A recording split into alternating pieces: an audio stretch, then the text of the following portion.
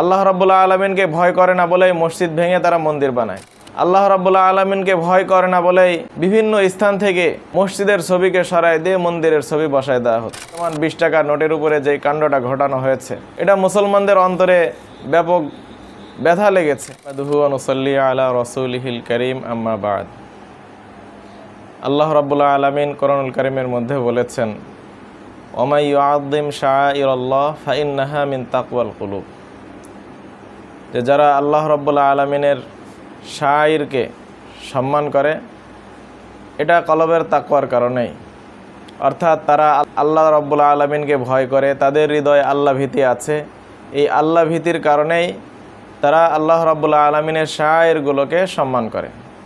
তো আমরা জানি পৃথিবীতে আল্লাহ রাব্বুল আলামিন ইসলামের যত শাআইর দান করেছেন, নিদর্শনগুলো দান করেছেন, তার মধ্যে অন্যতম একটি নিদর্শন হলো মসজিদ। তো মসজিদের সম্মান অবশ্যই আমাদের অন্তরে রাখতে হবে। তো যেখানে মসজিদ আছে, মসজিদ ভেঙে অন্য কোনো কিছু করা, এটা আসলেই অন্তরে আল্লাহ রাব্বুল আলামিনের ভয় না থাকারই কারণ।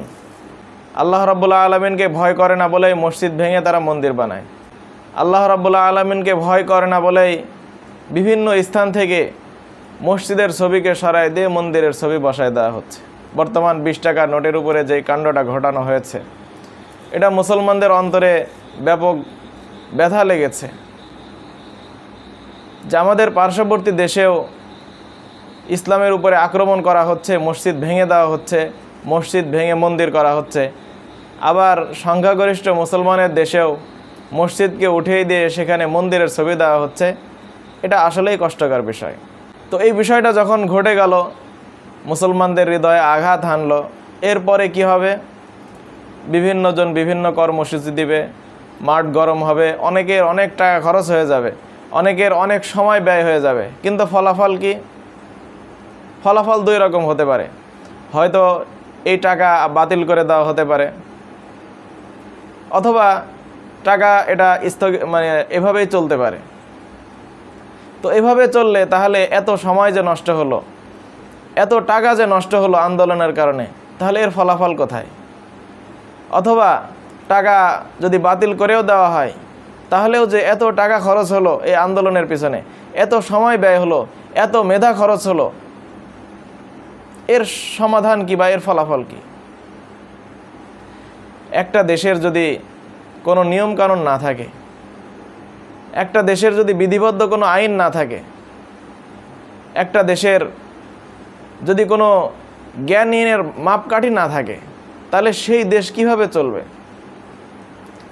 এক একটা ইস্যু এভাবে আসতে থাকবে, এক একটা দুষ্টামি এভাবে হতে থাকবে, আর এর বিপক্ষে আন্দোলন চলতে থাকবে।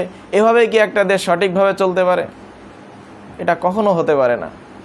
সুতরাং এই ক্ষেত্রে আমাদের আহ্বান হলো, আসুন আমরা সমস্যার মাথা না দেখে সমস্যার গোড়ায় যাই। এই সমস্যা শুরু হচ্ছে কোত্থেকে? আমরা যদি এই সমস্যার গোড়ায় যাই, তাহলে দেখব যে আমাদের রাষ্ট্র যে 4টি নীতিমালায় চলে, তো এখানে সেই নীতিমালা অনুযায়ী হচ্ছে। তো আমরা মূল নীতিমালাকে ধরি। আমরা যদি আমাদের দেশের নীতিমালাকে ঠিক করতে পারি, তাহলে বাকি কাজগুলোও ঠিক হয়ে যাবে।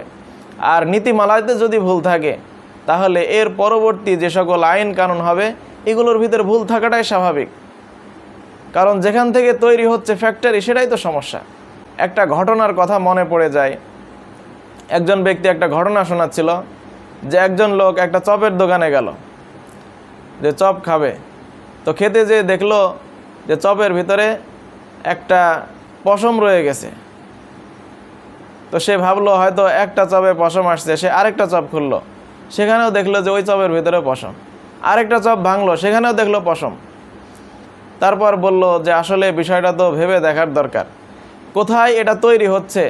সেই চপের কারখানায় গেল, কারখানায় যেয়ে দেখলো যে একজন লোক সেটা তৈরি করতেছে, তার এক হাত আছে আরেক হাত নেই।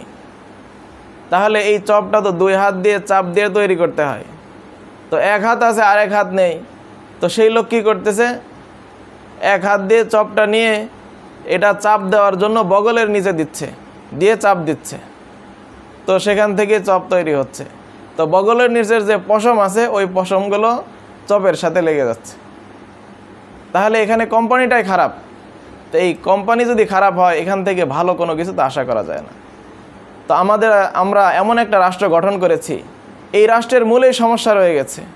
এই কারণে এর শাখা প্রশাখায় সমস্যা আসতেই থাকবে, এর কোনো সমাধান হবে না। যদি আমরা সমাধান চাই, তাহলে রাষ্ট্রের মূলনীতি প্রথমে ঠিক করতে হবে। রাষ্ট্র কোন আইনে চলবে? আল্লাহর আইনে চলবে নাকি বান্দার আইনে চলবে? যদি আল্লাহর আইনে চলে, তাহলে আল্লাহর আইনগুলো স্পষ্ট করতে হবে যে এই আইনে চলবে। আর যদি বান্দার আইনে চলে, সেটাও স্পষ্ট করতে হবে। আমরা চাই এই দেশের মূলনীতিগুলো ঠিক হোক। আল্লাহ রাব্বুল আলামিন মানুষের সুন্দর জীবনের জন্য, নিরাপত্তাময় জীবনের জন্য, সমৃদ্ধময় জীবনের জন্য যে মূলনীতিগুলো দিয়েছেন, এই মূলনীতিগুলো আমরা বাস্তবায়ন করি, তাহলে আমাদের সুখ, শান্তি, সমৃদ্ধি, কামিয়াবি ইনশাআল্লাহ আশা করা যায়। নতুবা এই ধ্বজভঙ্গ খারাপ একটা ব্যবস্থা দিয়ে সুন্দর নিয়ম নীতি বা সুন্দর ফলাফল আশা করা যায় না। আল্লাহ রাব্বুল আলামিন আমাদের সবাইকে বোঝার এবং যথাযথ ব্যবস্থা নেওয়ার তৌফিক দান করুন। আমিন ওয়া আখিরু দাওয়ানা আনিল হামদুলিল্লাহি রাব্বিল আলামিন।